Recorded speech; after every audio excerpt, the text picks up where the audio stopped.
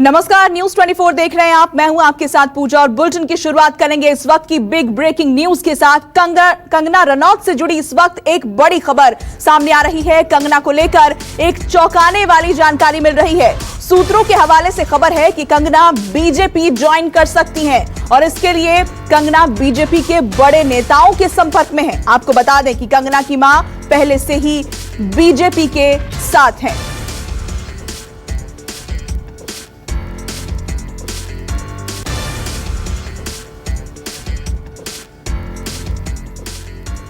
और इस खबर पर हमारे 4 सहयोगी इस वक्त हमारे साथ जुड़ चुके हैं। हमारे साथ रवि ठाकुर हैं जो मुंबई से हमारे साथ जुड़े हैं, कंगना के घर के बाहर मौजूद है। हमारे साथ विनोद जगदाले हैं, हमारे साथ इंद्रजीत सिंह हैं और हमारे साथ हमारे पॉलिटिकल एडिटर रमन कुमार भी हैं। सबके पास जाएंगे, लेकिन सबसे पहले रवि, आपके पास मैं आना चाहूंगी। जिस तरह के कयास लगाए जा रहे थे कि कंगना बीजेपी ज्वाइन कर सकती हैं, लेकिन कंगना बार बार इसको नकार रही थी और अब जैसी जानकारी मिल रही है, क्या लग रहा है कंगना के घर से कोई बड़ी जानकारी, ये बिग ब्रेकिंग न्यूज जो हम कह रहे हैं, चौंकाने वाली खबर बहुत जल्द सामने आ सकती है?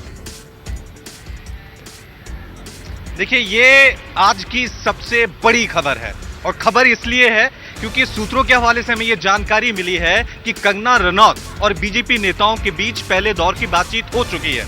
ये तय हो चुका है, कंगना रनौत ने अब ये मन बना लिया है कि वो अब बीजेपी में शामिल होने वाली है। जिस तरह की परिस्थितियां बनी हैं, उसके बाद अब कंगना रनौत ने यह फैसला कर लिया है कि वो अब राजनीति में कदम रखने वाली हैं।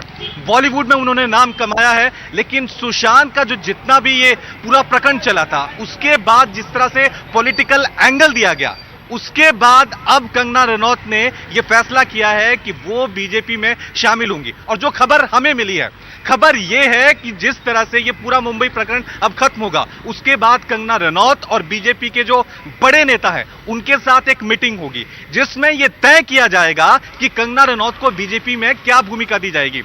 जिस तरह की खबर अभी सामने आई कि हो सकता है सबसे पहले उनको राज्यसभा में एंट्री दिलाई जाएगी। कंगना रनौत ने कहा है कि वो हिमाचल से बीजेपी को रिप्रेजेंट करना चाहती है, लेकिन बीजेपी ने अभी ये तय नहीं किया है वो महाराष्ट्र से चेहरा होंगी, कहां से चेहरा होंगी। लेकिन ये इस वक्त की सबसे बड़ी खबर है, कंगना रनौत ने अभी मन बना लिया है कि वो बीजेपी ज्वाइन करने वाली हैं, क्योंकि जिस तरह से विपक्षी दल उनके खिलाफ लामबंद हो रहे थे। और कल कंगना रनौत की मां का भी बड़ा बयान आया था। उन्होंने कहा था कि हम तो पहले कांग्रेस के थे, लेकिन अब हम जयराम जी के साथ हैं, जो हिमाचल प्रदेश के मुख्यमंत्री हैं। उसके बाद उन्होंने कहा कि हमारा साथ जो है देश के गृह मंत्री ने दिया है, इसलिए अब हम बीजेपी के साथ हैं। तो अनऑफिशियल कल उन्होंने बीजेपी ज्वाइन कर ली थी। बहुत सारी ऐसी कड़ियां हैं पूजा जो एक साथ जुड़ रही हैं। देश के गृह मंत्री की तरफ से उनको Y+ की कैटेगरी देता है, वो अपने आप में साफ तौर से इशारा कर रहा था। हिमाचल प्रदेश के मुख्यमंत्री जो हैं, उनका बयान बार बार कंगना के समर्थन में आता है कि हमारी बेटी है, उनका अपमान हम नहीं सहेंगे। कंगना रनौत जब ट्विटर पे आती हैं तो राम मंदिर का नाम लेती हैं, बाबरी का जिक्र होता है। ये वो सारे मुद्दे हैं जो बीजेपी हमेशा उठाती रही है। यानी इतना तय हो गया है, बस अब ये कह सकते हैं कि आधिकारिक घोषणा होनी है। पहले दौर की बातचीत हो चुकी है। ऑफिशियल अनाउंसमेंट के लिए कंगना को क्या भूमिका होगी, राज्यसभा में एंट्री मिलेंगी, नॉर्थ में चेहरा बनाया जाएगा, हिमाचल से चेहरा बनाया जाएगा, या फिर महाराष्ट्र में जिस तरह से उन्होंने कल बहुत सारे स्टेटमेंट दिए हैं मराठाओं को लेकर, उसको लेकर प्लानिंग चल रही है। ये तय है कि अब कंगना राजनीति में उतरने वाली है। ये सूत्रों के हवाले से आज की ये सबसे बड़ी खबर है। कब ये घोषणा होगी इसके लिए ठीक है रवि, हम लौटेंगे आपके पास। फिलहाल रुक करते हैं, हमारे पॉलिटिकल एडिटर रमन कुमार इस वक्त हमारे साथ जुड़े हुए हैं। रमन, किस तरह से आप देख रहे हैं, क्या मतलब है कंगना के बीजेपी ज्वाइन करने के, क्या मायने?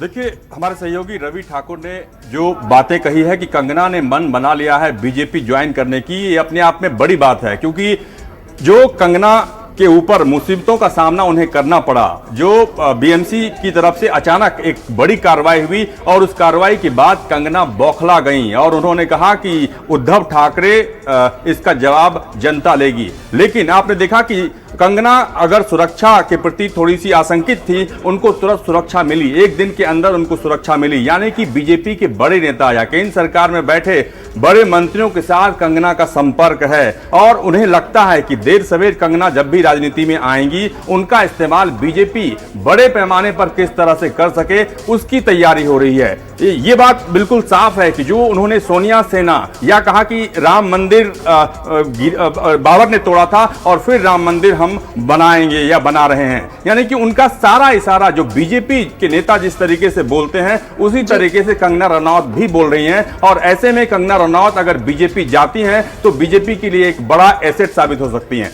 बिल्कुल रमन, आप हमारे साथ बने रहे। हमारे साथ हमारे सहयोगी विनोद जगदाले भी इस वक्त हैं। विनोद, हम आपसे समझना चाहेंगे कि महाराष्ट्र की राजनीति में इसका क्या असर होगा अगर कंगना बीजेपी ज्वाइन करती हैं।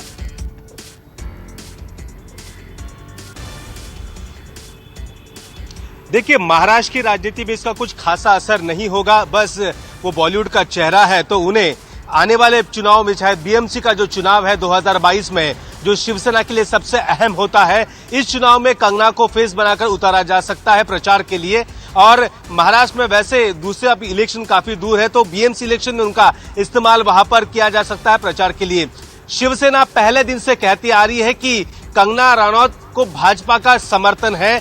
फिलहाल ये छुपा समर्थन है। आपने देखा ही होगा, शिवसेना के लोग कहते हैं कि जब भी कंगना कोई ट्वीट करती है, मुख्यमंत्री पर तंज कसती है, तो और उसके बाद जब सेना के पास से रिएक्शन आता है, संजय राउत कुछ लिखते हैं, तो उसके बाद तुरंत भारतीय जनता पार्टी के नेता उनके बचाव के लिए आते हैं। फिर वो नेता आशीष शेलार हो, या फिर पूर्व मुख्यमंत्री देवेंद्र फडणवीस हो, या फिर चंद्रकांत दादा पाटिल हो, या फिर राम कदम हो। ये जो भारतीय जनता पार्टी के महाराष्ट्र के नेताओं की टीम है वो। ठीक है, आप बने रहे हमारे साथ। इस वक्त की एक और बड़ी खबर हम आपको बताते हैं। कंगना रनौत ने कांग्रेस अध्यक्ष सोनिया गांधी को लेकर ट्वीट किया है और ट्वीट के जरिए कंगना ने महाराष्ट्र सरकार की कार्यशैली पर सवाल उठाए हैं।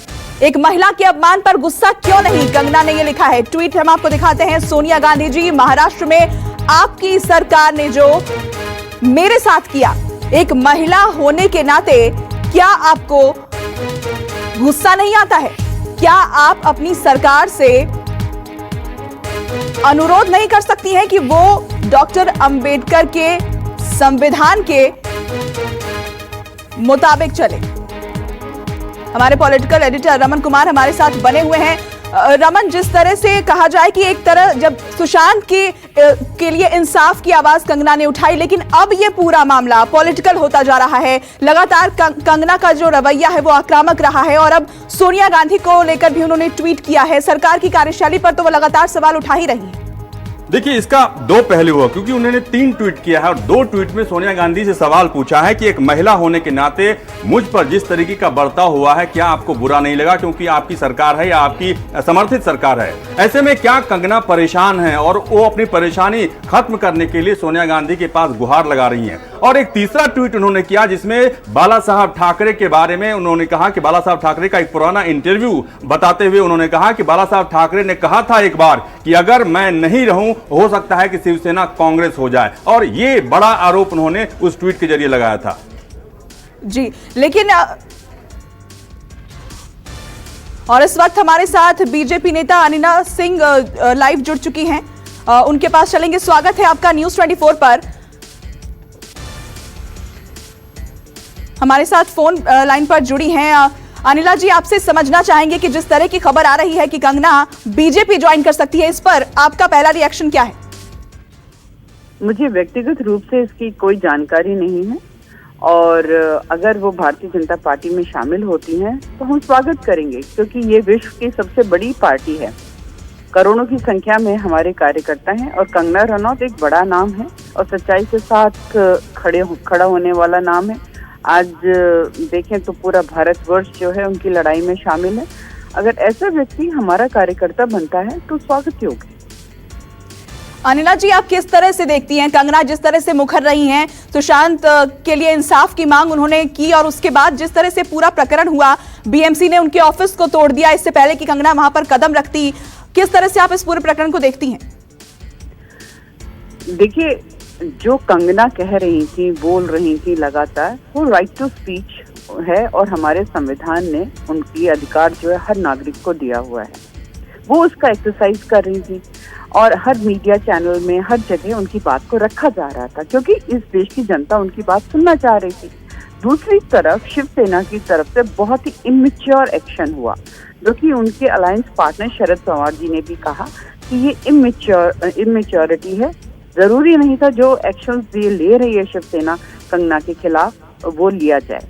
तो आप उनका ऑफिस तोड़ दो, उनका मकान तोड़ दो, आप उनको गंदी मैं गंदी एक गाली सवाल दो। पूछना चाहता हूं, रमन बोल रहा हूं। जी। सबसे बड़ी बात है जो चर्चा हो रही है कि कंगना रनौत की भूमिका क्या होगी बीजेपी में, क्योंकि हिमाचल प्रदेश की हैं, महाराष्ट्र में वो रह रही हैं और जो अभी चर्चा हो रही है वो महाराष्ट्र में हुई घटना को लेकर हो रही है और लगातार वो उद्धव ठाकरे पर निशाना साध रही हैं। आज सोनिया गांधी को भी उन्होंने ट्वीट करके कुछ सवाल किया है। उन्होंने क्या लगता है कि एक राष्ट्रीय परिप्रेक्ष्य में कंगना रनौत की भूमिका बीजेपी में होगी?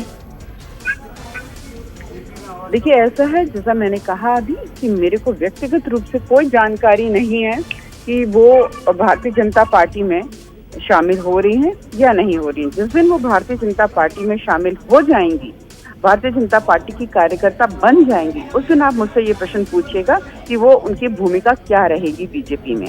आज की तारीख में अभी वो हमारी पार्टी की कार्यकर्ता के रूप में शामिल नहीं हुई हैं, तो मैं उत्तर आपका इस प्रश्न पे नहीं दे पाऊंगी। ठीक है अनिला जी, बहुत शुक्रिया आपका न्यूज़ 24 के साथ जुड़ने के लिए और हमारे सभी सहयोगियों का तमाम अपडेट्स हम तक पहुंचाने के लिए बहुत बहुत शुक्रिया। और नमस्कार, मैं हूं मानक गुप्ता। अगर आपको हमारा ये वीडियो पसंद आया हो तो इसे लाइक और शेयर जरूर करें और हाँ, हमें सब्सक्राइब और फॉलो करना ना भूलें ताकि आप देश और दुनिया की कोई खबर मिस ना करें। तो जुड़े रहिए हमारे साथ और देखते रहिए न्यूज़ 24।